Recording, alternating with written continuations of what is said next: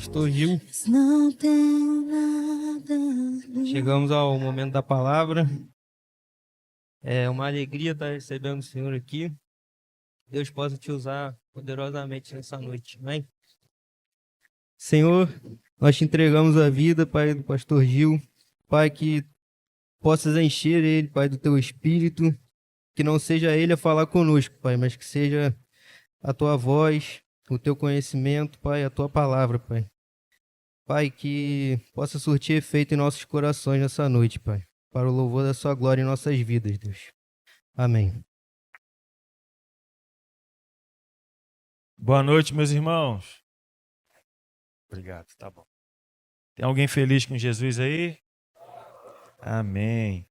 Que a paz de Cristo seja uma realidade na sua vida, amém? Glória a Deus. Meus amigos, é uma alegria poder estar com vocês, estar com os irmãos, podendo conhecê-los.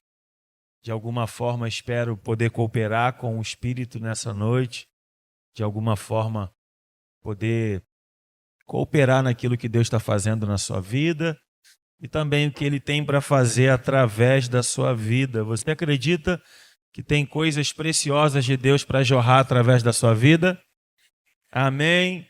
Glória a Deus. Espero de alguma forma poder cooperar com você nessa noite, cooperar com Jesus, na verdade, que de alguma forma possa abençoar a sua vida. Meus irmãos, para quem não me conhece, eu me chamo Gilberlan. Acho que deu. Para quem não me conhece, eu me chamo Gilberlan, tenho 35 anos de idade, sou casado com a Joyce. Domingo agora faço 11 anos de casados, nós fazemos 11 anos de casados. Faço parte de uma igreja lá na Barra da Tijuca, chamada Igreja Cultura do Céu, onde nós nos reunimos, estamos em fase de implantação também de uma comunidade, vivendo os desafios de uma comunidade local, mas como eu gosto de dizer, é o melhor lugar. Tem outro lugar melhor para se estar do que em um lugar chamado igreja. Amém? Você ama a igreja de Jesus? Diga amém. Você ama fazer parte dessa loucura chamada igreja? Diga aleluia aí. Amém. Glória a Deus, irmãos. Então, eu queria dividir uma palavra com você. Tá? Texto base aí, Lucas 24, a partir do verso de número 13. Enquanto você procura, eu quero apresentar para você algumas mobilizações que nós estamos envolvidos. Nós lideramos um movimento, um projeto chamado Manifestação dos Filhos, que é uma mobilização que nós realizamos lá dentro do Complexo da Maré. Nós realizamos essa mobilização, já é o 7º ano dessa mobilização, onde nós reunimos a Igreja de Jesus com uma finalidade de levantarmos um altar público, pregar o evangelho, trabalhar a parte social, trabalhar também na parte das crianças. Então, esse evento ele acontece por 6 horas, começando ali no início da tarde, agora está entrando à noite, antes era de manhã até à tarde, mas são 6 horas de culto, sem parar, altar público no meio da rua, no meio da favela, 6 horas de culto, cadeira, som, uma bagunça na rua. O culto está acontecendo aqui, ao mesmo tempo ligado no culto, embolado no culto. Tem uma parte social com diversos profissionais que se voluntariam para poder estar conosco servindo. Então tem, como é voluntário, tem anos que tem dentistas, já teve anos que teve pessoal da Mary Kay maquiando as mulheres, enfim, massagistas, psicólogos, terapeutas, corte de cabelo feminino e masculino, design de sobrancelha, dentista, uma série de profissionais que somam nesse dia para poder trazer um dia de esperança na comunidade, em uma das comunidades da Maré. Então são culto 6 horas, ao mesmo tempo está tendo a parte social, e além da parte social está tendo a parte das crianças, que durante 6 anos nós atendemos 300 crianças que passavam um pouquinho, comprando um brinquedo para cada criança, montando um kit de lanche para cada criança, movimentando para poder atender essas crianças, alugando brinquedo inflável. Nos últimos 2 anos, conseguimos alugar 10 brinquedos infláveis, incluindo futebol de sabão. Pensa aí. As crianças brincando nesse dia. Uma alegria. Esse último agora, que foi em abril, tivemos 610 crianças. Tudo de forma voluntária, tudo através de doações, tudo através de venda de materiais, livros, camisas, enfim. Não tem nenhum tipo de apoio, seja político ou alguma pessoa específica que financia. Não. Nós acreditamos na unidade da igreja. Por isso que o nome é a manifestação dos filhos. Nós não temos uma bandeira denominacional, embora congregamos em uma congregação, em uma igreja. Amém? Mas eu vejo anualmente como a igreja ainda é forte. Então a gente presencia pessoas vindo de vários lugares do Brasil para estar conosco, servindo, seja na parte da música, na parte da palavra, seja através de um serviço social, seja através de dar um brinquedo para uma criança, sendo um voluntário na parte do evangelismo. Tivemos mais de 220 pessoas evangelizando. Imagina quanto tempo que eu não saía para a rua com a igreja para evangelizar. Eu sou evangelista, eu amo a rua, mas é sempre estou eu e mais um, ou eu sozinho. Agora, sair de galerão é bom demais ver a igreja na rua novamente. Amém? Amém? Então, é um dia de impacto. Se você quiser conhecer um pouco melhor, entre depois no Instagram, Manifestação dos Filhos, ou Gilberlan Pereira. Gilberlan Pereira não tem como ter dois no Instagram, amém? Amém, irmão? Tem como ter dois. Então, você pode acompanhar os materiais que já tem lá e estar se organizando, quem sabe, para na próxima estar com a gente. Iremos fazer agora em novembro um ano alemão, nós seguramos, porque no ano que vem nós queremos fazer uma conferência e no meio da conferência vai ter um prático da manifestação dos filhos lá na Maré. Quem sabe você consegue estar com a gente, se organizando para estar fazendo parte dessa missão. Deixa eu só pontuar algo aqui. Como eu disse, vem pessoas de vários lugares do Brasil para somar com a gente. E amanhã não, daqui a pouco, no teto desse segunda, estou indo para São Paulo. Obrigado. Vou ficar sábado e domingo numa igreja de alguns amigos lá em Taubaté. Ano passado, o pessoal de Taubaté, a Igreja Batista da Graça, chegaram na Maré com um ônibus com 46 pessoas. 46 ou 56, né? Mas uma dessas 46 ou 56 pessoas é uma irmã chamada Irmã Cláudia. A irmã Cláudia, ela tem diabetes. Tem uma perna amputada e é cega dos dois olhos. Fiquei sabendo agora que a segunda perna da irmã Cláudia foi amputada. Sabe onde a irmã Cláudia estava no dia 14 de setembro do ano passado? Dentro da Maré, orando pelas pessoas e dizendo que existe um Deus que é bom, que liberta, que cura, que restaura famílias e que salva. A filha da irmã Cláudia pega as pessoas assim e traz para a irmã Cláudia. A irmã agarra pelo braço e pergunta: qual é o seu nome? Tem vídeo da irmã Cláudia lá. Cadeirante, sem nenhum movimento nas pernas. Olha para quem está perto de você e diga assim: quem quer, dá um jeito. E quem não quer, inventa uma desculpa. Vou estar lá amanhã, provável que ela não esteja amanhã, é escola, mas domingo ela vai estar lá. Se chega na igreja, está ela com a roupa dos voluntários servindo na porta da igreja. Sem as duas pernas sobre uma cadeira de roda, recepcionando as pessoas na entrada da igreja. Olha para quem está perto de você e pergunta: qual é a sua desculpa mesmo?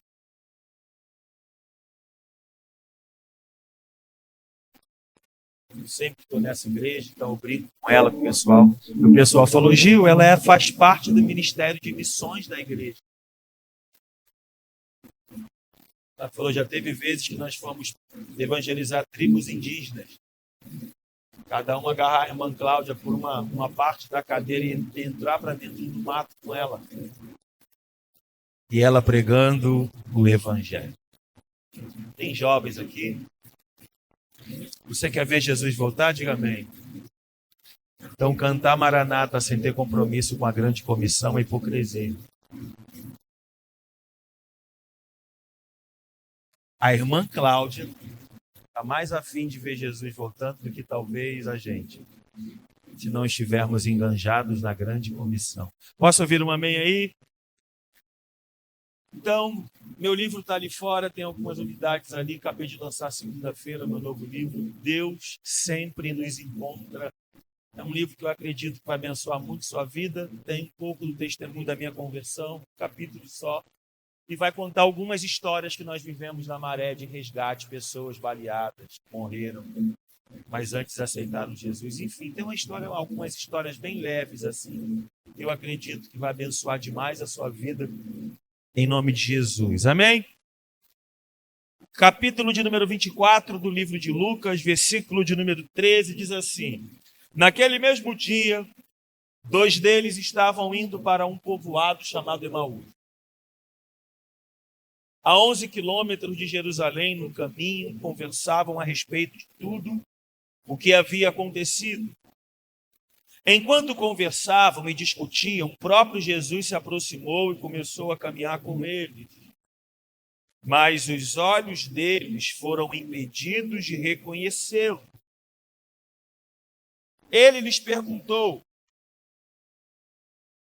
sobre o que vocês estão discutindo enquanto caminham? Eles pararam com os rostos entristecidos. Um deles, chamado Cleópas, perguntou-lhes: você é o único visitante em Jerusalém que não sabe das coisas que ali aconteceram nestes dias? Que coisas? Perguntou ele. O que aconteceu com Jesus de Nazaré? Responderam eles. Ele era um profeta poderoso em palavras e em obras diante de Deus e de todo o povo. Os chefes dos sacerdotes e as autoridades o entregaram para ser condenado à morte e o crucificaram. E nós esperávamos que era ele que ia trazer a redenção a Israel. E hoje é o 3º dia que tudo isso aconteceu. Aqui, para mim, a maior loucura é agora. Algumas das mulheres, verso 22, entre nós nos deram um susto hoje. Foram de manhã bem cedo ao sepulcro e não acharam o corpo dele. Voltaram e nos contaram ter tido uma visão de anjos que disseram que ele está vivo.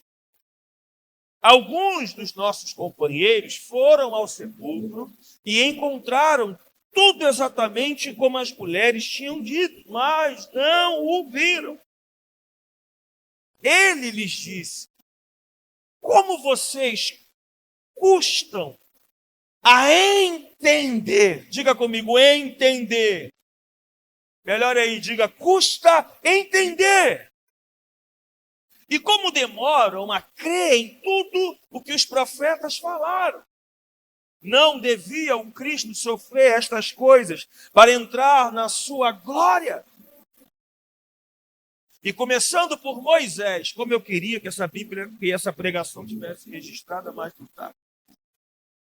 Começando por Moisés e todos os profetas, explicou-lhes o que constava a respeito dele em todas as Escrituras. Ao se aproximarem do povoado para o qual estava indo, Jesus fez como quem ia mais adiante, mas eles insistindo muito com ele: fique conosco, pois a noite já vem, o dia está quase findando. Então ele entrou para ficar com eles. Quando estava à mesa com eles, tomou o pão, deu graças, partiu e o deu a eles. Então os olhos deles foram abertos e o reconheceram, e ele desapareceu da vista deles. Perguntaram-se um ao outro: não estava queimando o nosso coração enquanto ele nos falava a caminho e nos expunha as Escrituras? Levantaram-se e voltaram imediatamente para Jerusalém. Ali encontraram os 11 e os que estavam com eles reunidos, que diziam: é verdade, o Senhor ressuscitou e apareceu a Simão. Então os dois contaram o que tinha acontecido no caminho e que Jesus fora reconhecido por eles quando partia o pão. Amém? Pai, obrigado pela sua presença. Amado Espírito Santo, nós honramos a sua presença, celebramos a oportunidade de estarmos reunidos em seu nome. Amado Jesus, estamos diante da sua palavra. Cremos que a palavra é exatamente o que Paulo disse na carta a Timóteo, dizendo que toda a Escritura é inspirada por Deus. Nós acreditamos na inerrância da sua palavra, cremos que a sua palavra, que a Bíblia ainda é o pão que sacia a nossa fome, é a água que mata a nossa sede. Cremos, Senhor, que as suas palavras, elas ainda são as palavras que nos limpam, que nos purificam, como diz em Salmos 119, verso 9 e verso 11, dizendo como purificará o jovem o seu caminho, observando conforme a sua palavra guardei no meu coração para não pecar contra ti.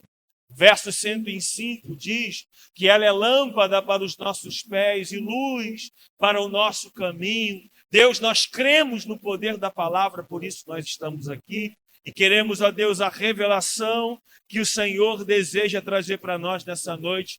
Nos dê entendimento, nos dê clareza, ilumine os olhos do nosso entendimento para que possamos sair do estágio de saber o que está escrito e começar a acessar as revelações por trás da letra.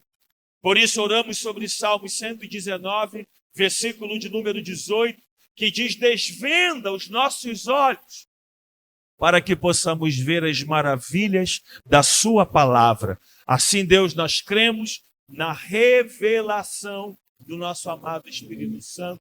Por isso, no nome de Jesus, nós dizemos amém. Se você crê, diga amém também. E glória a Deus. Meus irmãos, inicia hoje a conferência, certo? Inicia hoje uma conferência onde vai ter alguns irmãos passando aqui, preciosos irmãos, deixando uma contribuição dentro daquilo que até domingo Deus vai estar construindo. E eu preciso que você esteja sensível à voz do Espírito para poder montar esse quebra-cabeça à medida daquilo que Deus deseja comunicar algumas coisas. Eu acredito para essa casa, mas não só para essa casa, de forma particular para você também. Amém? O texto que nós lemos é um texto que está em meio a um cenário de dois discípulos que estão em uma fuga, porque eles presenciaram o próprio Cristo, o próprio Messias, caminharam ao lado dele, presenciaram, participaram dos movimentos que Jesus fez ao longo do seu ministério.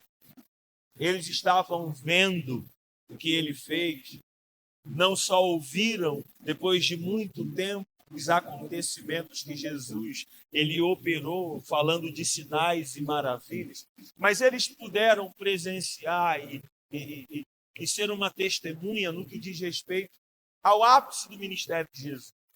Há quem diga que o ápice do ministério de Jesus, ou há quem pense, na verdade, que o ápice do ministério de Jesus foi quando ele parou aquele cortejo fúnebre em Lucas capítulo 7, quando aquela viúva, chamada viúva de Naim, estava saindo com o seu único filho, já era viúva, já não tinha mais marido. Jesus então para o cortejo fúnebre, para o velório, coloca a mão naquele menino, ressuscita a criança, devolve a criança para a mãe. Talvez alguém possa pensar que o ápice do ministério de Jesus tenha sido o dia que no final do culto Jesus estava empolgado na pregação, estourou o tempo, então já estava tarde, não tinha onde a galera comprar um lanche para comer. Jesus falou para os discípulos: olha, alimente o povo, dê voz de comer. Eles consultaram o tesoureiro e viram que o que tinha de dinheiro não era suficiente nem para alimentar o povo se comprasse fofura e tobe.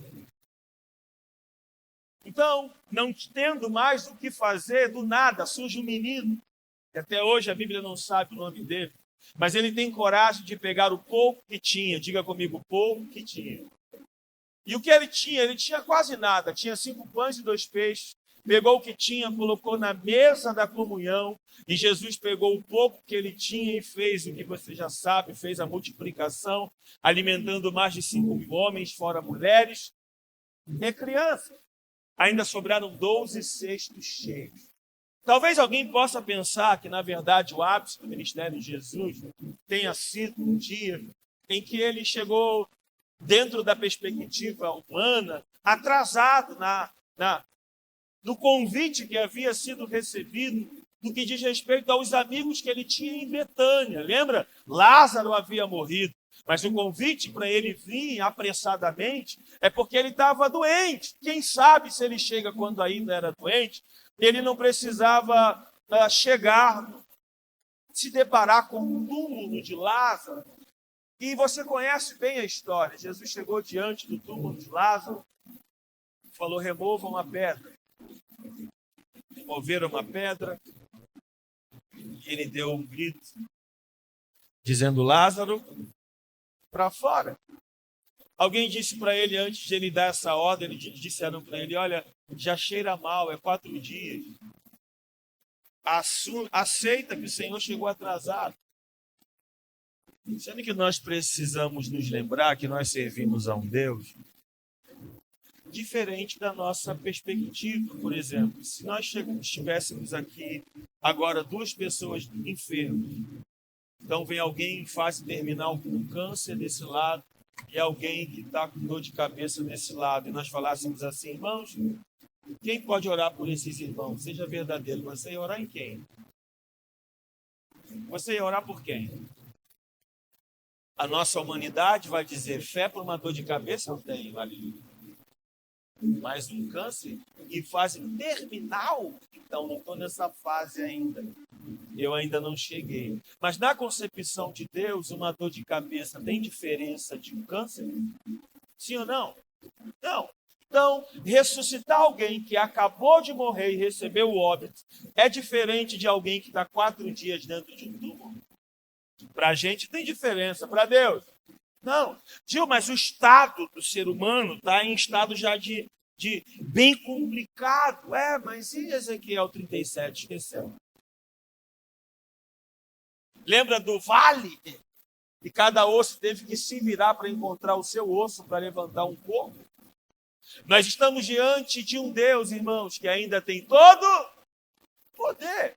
Agora, o grande problema é que as pessoas acham que o ápice do ministério foram os sinais. Os sinais foram as demais coisas, foram detalhes ao longo da jornada. Porque, na verdade, o ápice do ministério de Jesus não foi curar, não foi ali expulsar o demônio do gadareno. O ápice do ministério de Jesus foi assumir a cruz que não era dele.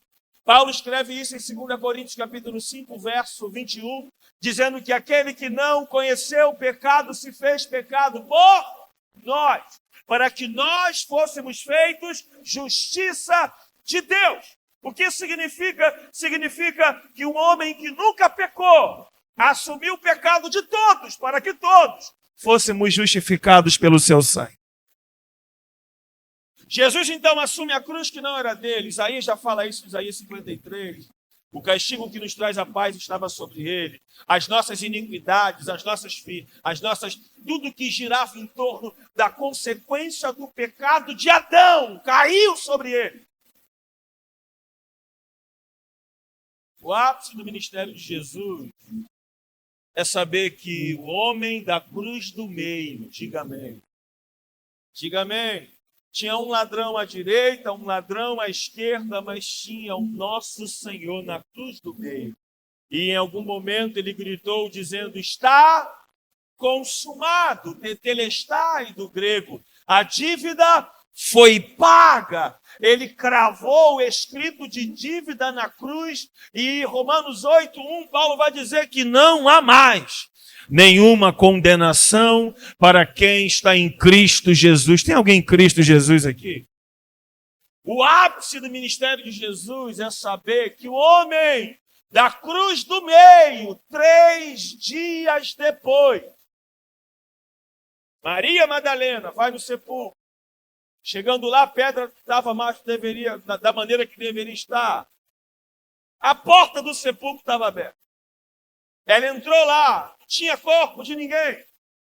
Quando ela vai fugir, um anjo aparece para ela e diz: "Ó mulher, por que é que você procura dentre os mortos aquele que vivo está? Ele não está mais aqui. Ele já ressuscitou." Alguém celebra a obra de cruz de Jesus aqui, meus irmãos? Mas eu não sei se aqui no Rocha tem crente que ainda acredita nessas coisas. Mas eu não sei se você sabe, nesse exato momento tem um homem, um judeu, de 33 anos de idade, assentado em um trono à direita de Deus Pai. E um dia, ele vai voltar. E quando ele voltar, nós o veremos como ele é. Porque ainda não somos o que havemos de ser, mas quando ele se manifestar, nós seremos semelhantes a ele. Essa ainda é a nossa bendita esperança na volta do nosso Cristo. Amém, irmãos? Então pensa, Jesus operou os sinais, Jesus foi para a cruz, Jesus morreu. E esses benditos irmãos, 2 irmãos, ficaram frustrados porque achou que Jesus seria um revolucionário político. Então vão para Emaús para desistir da vocação, desistir do chamado, desistir de ser um discípulo, desistir talvez de viver o que eles estavam vivendo. Talvez Emaús para eles era uma fuga. Olha para quem está perto de você e fala: pare de fugir.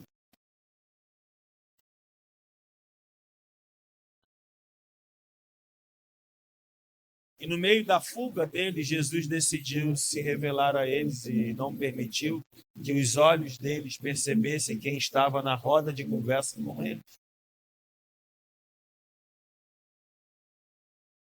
Jesus então pergunta: irmãos, vocês estão indo para onde? Que vocês estão conversando sobre o quê? E eles ainda dão uma bronca em Jesus, dizendo: não é possível, você não viu São Gonçalo News, o que está passando lá, só dá isso. Você não está sabendo dos últimos acontecimentos, em que país você estava. Nós estamos falando do Nazareno, do Cristo, Jesus lá, o cara que nós acreditávamos que era. Ele se moveu em obras, irmãos, poderosas diante de Deus e diante do povo. Aquele cara era precioso, porém morreu. O que me choca é: morreu, tá bom.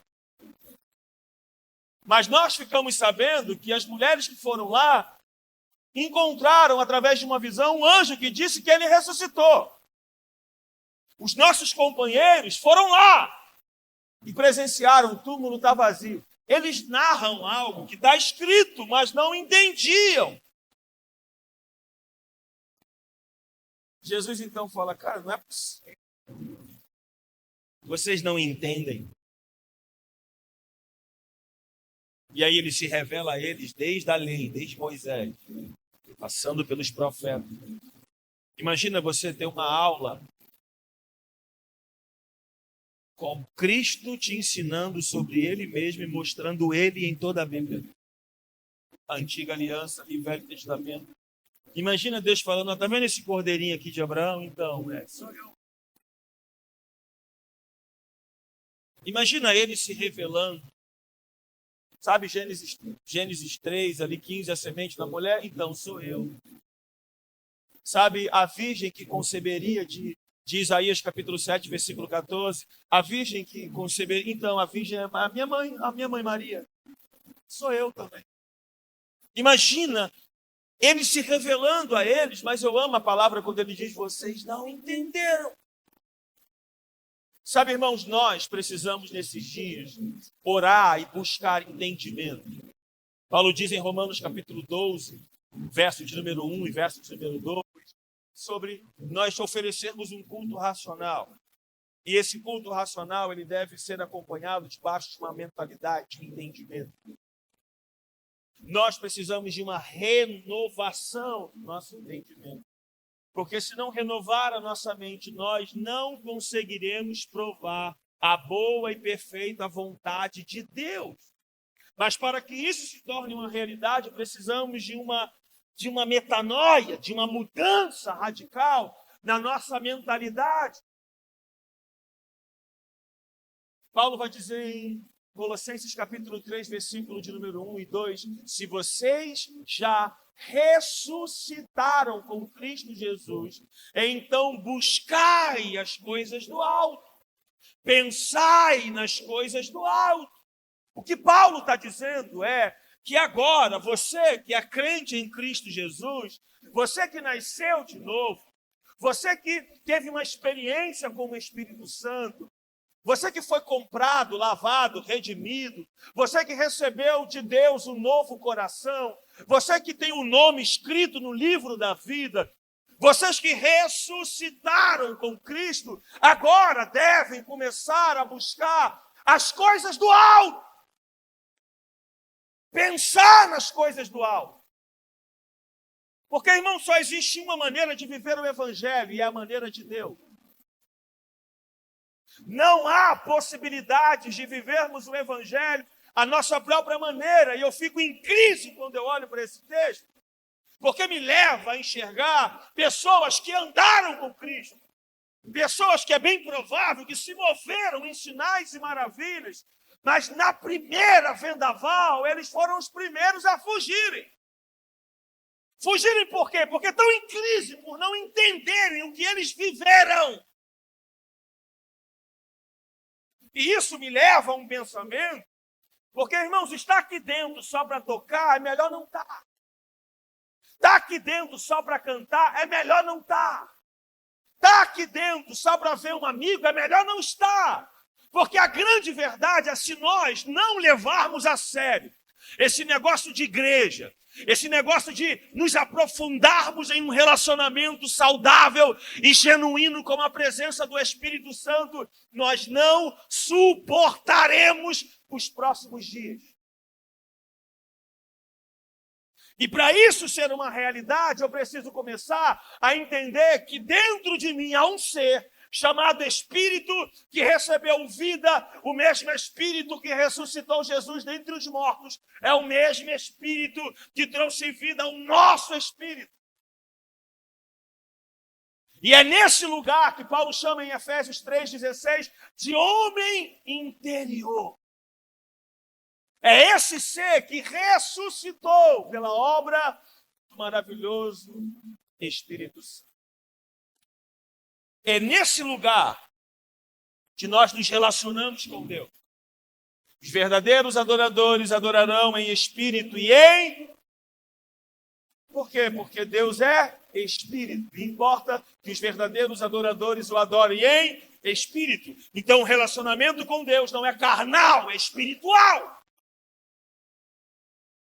Mas aonde está o problema? O problema está na falta de entendimento. Porque você pode estar diante de uma realidade extraordinária e não desfrutar por não ter entendido o que está diante de você. Eu vou dar um exemplo. Há 2 anos atrás eu estive ministrando na Europa. Meu inglês eu aprendi no Chaves. 0. Então, quando você entrava num restaurante e recebia um cardápio, aquele restaurante estava dizendo para mim, tudo que nós temos disponível está aqui, ó. Eu olhava para o que estava disponível, o cardápio olhava para mim e ninguém conseguia comunicar nada ao outro. Então a minha falta de entender o que estava disponível me limitava de desfrutar do que já estava disponível para mim. Existem realidades em Deus que não vão ser abertas, elas já foram desde o dia da ressurreição de Jesus. Mas a falta de entendermos o que está disponível pode nos limitar de acessar realidades que já estão disponíveis para mim e para você como igreja provar, desfrutar, para entrar, para vivermos dentro dessa realidade. Mas é triste saber que há uma parte que se contenta em fazer parte do número.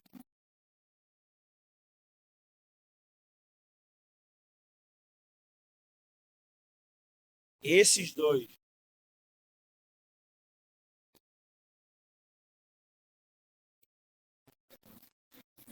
estavam indo viver a sua vida, enquanto tem alguém dizendo, alguém foi no túmulo, o corpo dele não está mais lá.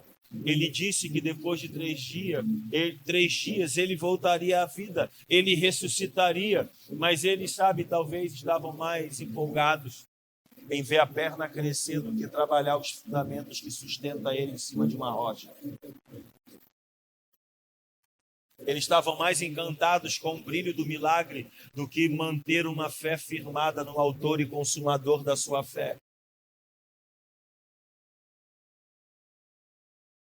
Você está comigo ainda? Eu vim aqui hoje, irmãos, para provocar você, para mexer com você, e para dizer para você que já passou do tempo de estabelecermos raízes profundas em Deus.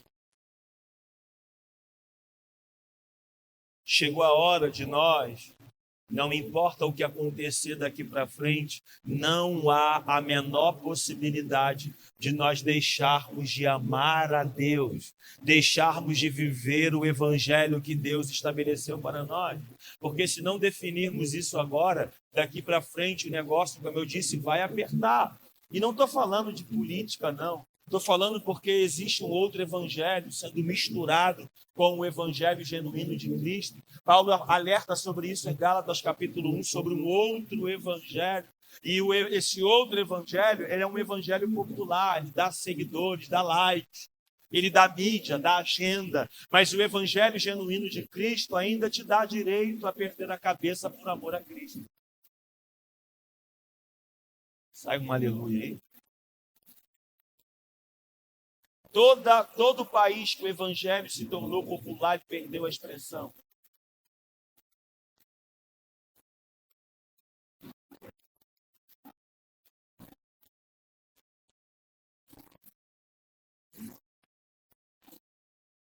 Todo lugar que o evangelho se tornou popular e perdeu a expressão. Vemos pessoas hoje se batizando no culto de manhã. E à noite continua vendendo conteúdo adulto e não tem problema.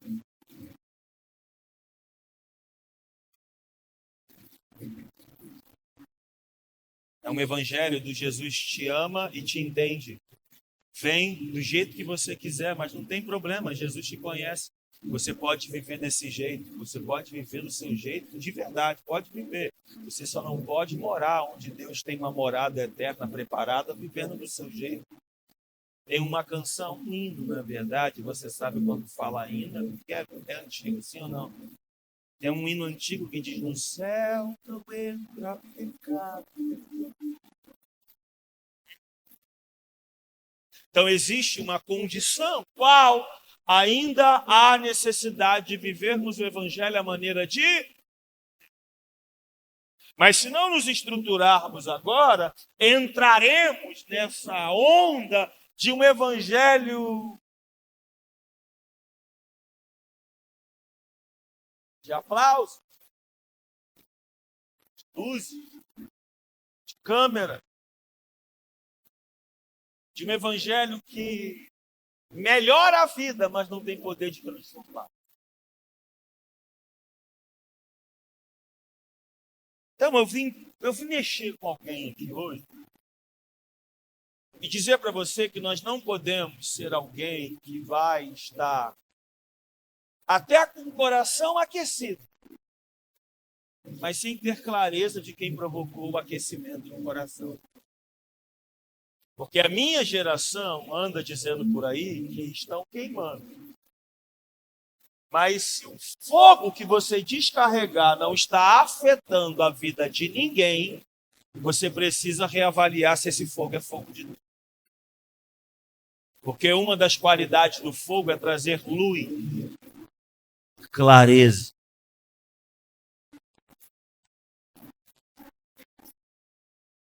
Precisamos rever se o fogo que estamos hospedando é o fogo de Deus. Eu amo pensar em Êxodo, capítulo de número 3, Moisés cuidando das ovelhas do sogro, no Monte Horebe, do sogro Jetro. De repente, uma sarça começa a pegar fogo. Moisés olha para ela, continua trabalhando, olha de novo, e ela está queimando ainda. O que chama a atenção de Moisés é porque a sarça pegava fogo, mas o fogo não consumia a árvore. Era como se eu acendesse no início dessa pregação, se eu tacasse fogo numa folha de papel e continuasse pregando com ela na minha mão, terminasse a mensagem, uma folha ainda estivesse acesa, de modo que o fogo está na folha, mas a folha não é consumida pelo fogo. Eu amo pensar que existem dois tipos de crente nessa história. Moisés, que precisa ter um encontro no fogo para ter sua vida transformada e ter a clareza do seu propósito. E o segundo grupo são aqueles que aprenderam a hospedar o fogo para que os Moisés se encontrem. Aqueles que não são queimados pelo fogo, porque já foram tocados pelo fogo de Deus e agora estão na fase de hospedar essa presença para não perder o fogo do Espírito. Desejo do meu coração é que assim como Jesus encontrou esses dois, ele nos encontre hoje. Nos reposicione no nosso lugar de origem. Nos traga de volta para um lugar, o lugar da mesa. E à medida que o pão é partido, à medida que o suco de uva ali, o vinho é compartilhado, os nossos olhos se abram nessa noite para que nós possamos entender quem estava caminhando conosco é o mesmo que nós um dia caminhamos com ele. Irmãos, precisamos saber se nós queremos ser aqueles que vão sempre contar um testemunho de alguém que viveu algo, ou se nós teremos um testemunho para contar. Se você olhar na Bíblia, por exemplo, João era conhecido como o apóstolo mais íntimo de Jesus. Ele é tão íntimo que ele chega a ser ousado em escrever um próprio livro que ele escreveu, dizendo que ele era o discípulo que Jesus mais amava. Era o único que deitava a cabeça no peito de Jesus. Enquanto na mesa a conversa tem um traidor entre nós. Quem é o traidor? João está ouvindo o que o coração de Jesus tem a dizer. O assunto aqui fora, alguém vai trair. João está dizendo, eu não estou interessado em conversas paralelas. O que me importa é ouvir em qual ritmo as batidas do coração dele estão batendo. João é aquele que morreu de velhice, mesmo tentando matar. João é aquele que escreveu o Apocalipse, livro da Revelação. João era o cara da intimidade. João era aquele que, quando estava todo mundo perdido, lá no finalzinho do livro de João, lembra? Chamado de Lucas 5 pare de pescar, agora vocês são pescadores de homens. Lá na frente, Jesus morreu, né? Antes da ressurreição. Eles decidem voltar a pescar, acho que é João 20 ou 21. Decidem voltar a pescar, João 21. Decidem voltar a pescar. De repente, Jesus aparece na praia, já tinha ressuscitado. Aparece na praia, o mesmo cenário de Lucas 5. Irmãos, tem peixe? Não tem. Pegaram alguma coisa? Nada. Lança de a rede aí à direita do mar, pegam todos os peixes. Quando pega um monte de peixe, na hora João entendeu quem é. E João grita de forma intencional, Pedro, é o Senhor. Nós precisamos hoje tomar uma decisão. Se nós seremos aqueles que vão seguir como a maioria que está indo para um lugar confortável, para um lugar agradável, seguindo para um lugar onde não tem o menor sentido no que diz respeito ao propósito de Deus para esse tempo, ou se nós seremos aqueles que ainda que tenha morte, ainda que tenha cruz, ainda que tenha rejeição, ainda que tenha perseguição, nós não sairemos do local do propósito.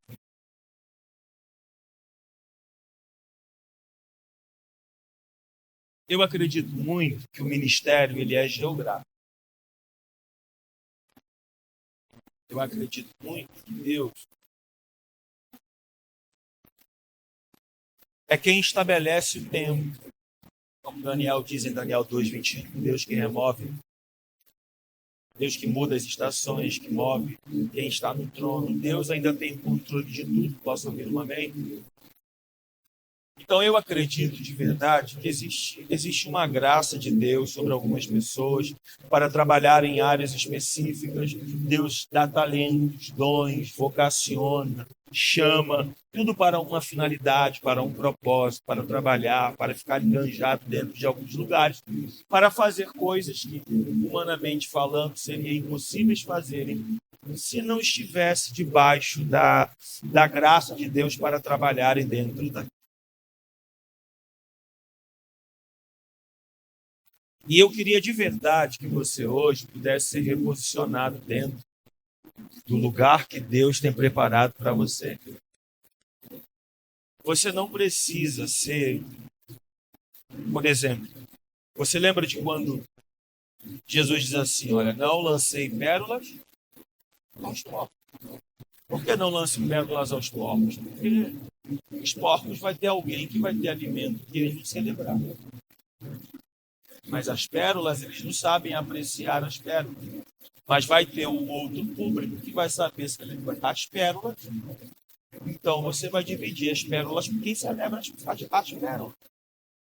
Quem tem alimento para os porcos e quem tem as pérolas para dividir, tem um que é maior do que o outro? Não. Mas o grande problema é que nós temos a triste sensação de buscar a aprovação de todos. E aí nós estamos insistindo que as pessoas nos aceitem em lugares que o que nós temos não faz sentido para elas. Que a porção que recebemos, nós queremos que eles celebrem e recebam o que eu quero dividir, quando o que eu tenho para dividir não tem sentido aonde eu estou dividindo. Você lembra de Jesus com Gadareno, por exemplo? Jesus entra em Gadara, expulsa o demônio do rapaz, liberta o rapaz. Agora fala, olha, volte para sua casa. Jesus entra no barco e está indo embora. O menino falou, não, eu quero ir contigo. Jesus falou, não, volte para sua casa. Por que Jesus está indo embora tão apressadamente? Porque a Bíblia diz que a cidade vai até Jesus, os porcos pularam no penhasco. Quem está familiarizado com o texto, diga amém. Os porcos pularam no penhasco. O menino, então, atrai essa multidão porque os demônios entraram nos porcos, os porcos pularam no penhasco, a cidade vai até Jesus e fala, nós não queremos você aqui, vai embora. Você viu Jesus tentando convencer aquelas pessoas que ele era legal para elas, que ele era de Deus para a vida delas, que ele tinha algo de valor, que o que ele fez era precioso para aquela cidade. Vocês veem Jesus tentando ganhar o coração daquelas pessoas para que elas pudessem celebrar a sua presença? Não. O que Jesus faz então? Entra de novo no barco e atravessa para o outro. A Bíblia diz que do outro lado, quando Jesus desembarca do barco, já havia uma grande multidão esperando. Por isso, por favor, pare de perder tempo se justificando para ser aceito em lugares que não cabe mais você. Você está comigo, hein? Então, eles entenderam.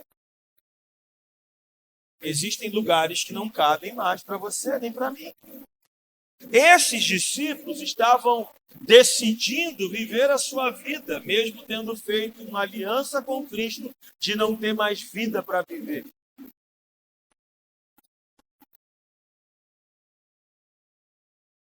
Alguém que já foi em um velório? Alguém já viu em algum velório um morto levantando revoltado que botaram a roupa que ele estava usando? Alguém já viu?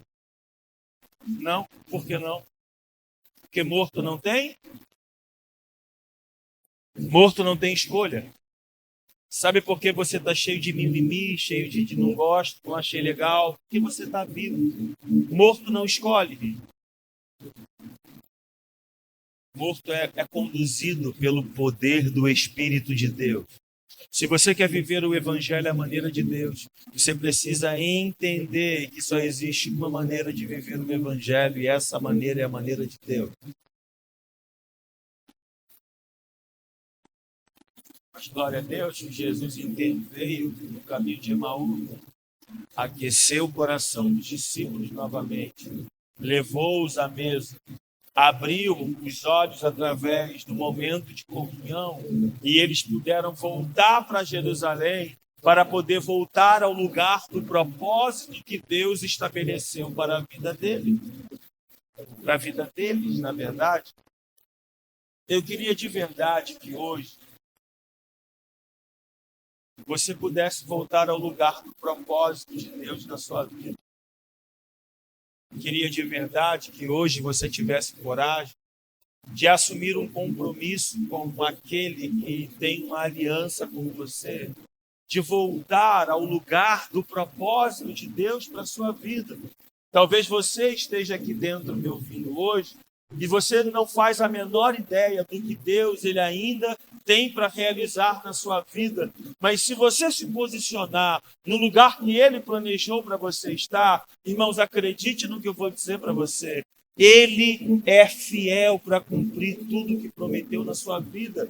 Basta você permanecer nesse lugar. Os ventos podem estar contrários, as circunstâncias podem não ser favoráveis, mas o nosso Deus nos chama a viver por fé e não por vista. Não seja abalado pelos gritos da morte na cruz. Há um domingo de ressurreição, um momento de celebração, aonde a esperança que morreu voltou a receber vida para a glória de Deus. Eu só quero saber onde é que está você, que hoje está disposto a deixar o Senhor te levar para o lugar aonde você deveria estar.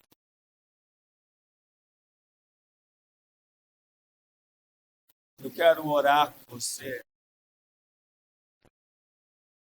mas eu queria provocar você dizendo isso. Precisamos buscar entendimento. Quem entende, desfruta.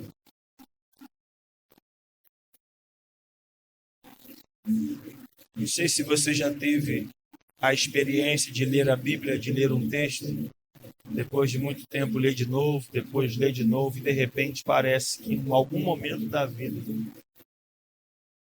esse texto passa a fazer sentido, mesmo você já conhecendo ele há muito tempo. Porque antes você conhecia a letra, mas agora você entendeu o que o Espírito Santo queria comunicar com o seu coração. E eu sinto que Deus está nos chamando para voltar para um lugar da onde nós não deveríamos ter saído.